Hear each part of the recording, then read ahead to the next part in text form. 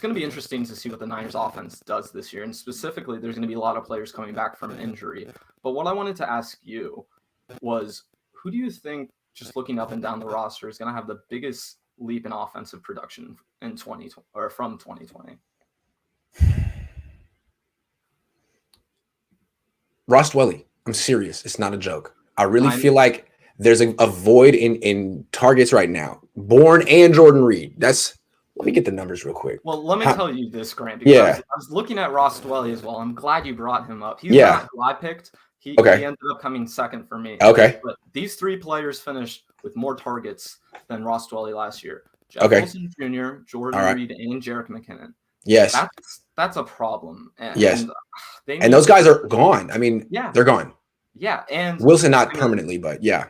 But all three of those guys aren't going to be on the team at the week 1 this year. So they're going to have to replace all these targets. And then, like you've mentioned so many times this year, with Kendrick Bourne, that's a big role you're replacing. That's 45 yards per game. That's 5 targets per game. So hold on, I got some numbers for you. I'm looking them up. So Kendrick Bourne was second on the team in targets last year with 74. Jordan Reed was 46 targets. Jerick McKinnon, 46 targets. So that's 166 targets that are now unaccounted for. 166.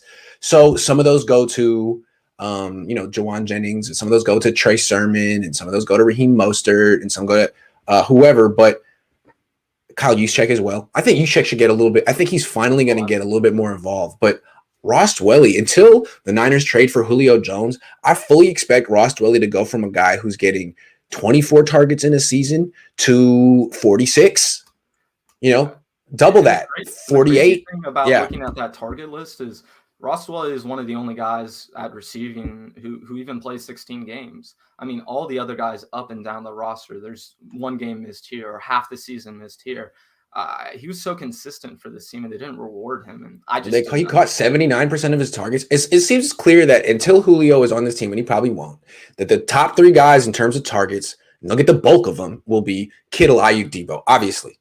And so after that, it's kind of like, whoever that is that week. But Dwelly, Juszczyk, Mostert, Sermon, those are very good options. You don't necessarily need to have a number 3 receiver on this team because Dwelly's kind of like a slot receiver anyway. He's 6'5". He gets open. I mean, how much more is Jawan Jennings really going to give you than Ross Dwelly? Yeah, look for Dwelly and Juszczyk both to get about 50 targets this year. They should. Yeah, they absolutely should. I mean, yeah. And then also Richie James Jr. Richie James Jr. too could as well. He's another guy who deserves about 50 targets. All 3 of them. Yeah. And I just did want to mention the whole Juszczyk signing that happened, and people were, let's just say, a little confused. They thought it may have been a little too long of a deal, but once the team drafted Trey Lance, to me, I was like, oh, this makes so much sense why they picked up Kyle Juszczyk again, especially for 5 years. You're going to need him there. But I do want to bring up my candidate for this year. It's going to be Brandon Ayuk. And nice. I'm not just saying that because 49ers fans love Brandon Ayuk, and this will probably do well on YouTube. But let's be real. Brandon Ayuk should be getting more targets. He was getting about 5 targets or 5 catches per game last year. And in a 17-game season, that's like 1,000 yards and 11 total touchdowns for his averages.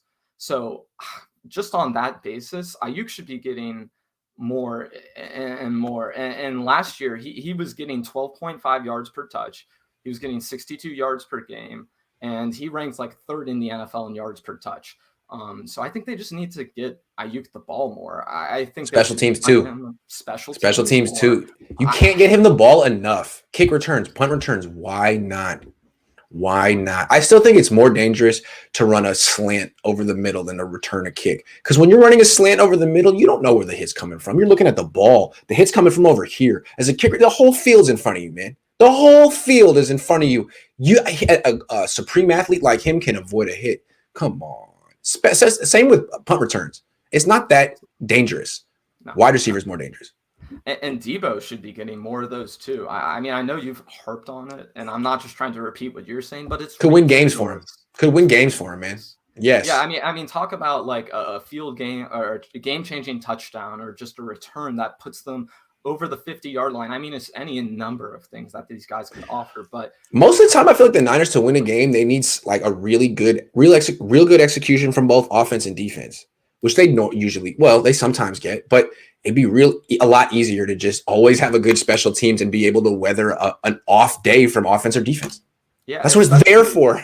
Oh yeah, especially if you Yeah, have a guy like Jimmy Garoppolo at quarterback who's prone to make mistakes. You know what makes up for those mistakes? A great special teams play, a great return bingo. and a Harbaugh good understood team that that. If wins. you don't have an Yeah. elite quarterback, that's a great way to even the odds. Yeah.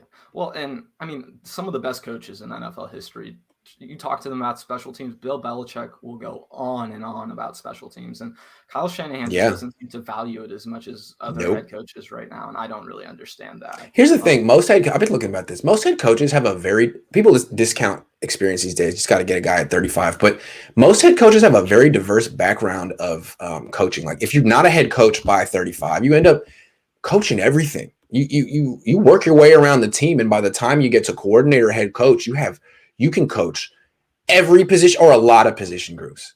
And he's just not that kind of guy. He is a coordinator's coordinator. He is a play designer's play designer. But when it comes to teaching the techniques of playing offensive tackle, he's no better than I mean, he has nothing to offer. Or the techniques of playing quarterback, he has nothing to offer. He's very specific in his skill set. And I'm glad you mentioned that because I just saw this the other day. Brandon Staley, the new coach of the Chargers, he was the defensive coordinator. He was a special teams coordinator, and he played quarterback in college. I mean, those are talk about having a diverse background. That's so important for their success. And he coached quarterbacks. I mean, Andy Reid, he has the whole gamut. Sean Payton, look at these guys. Experience matters.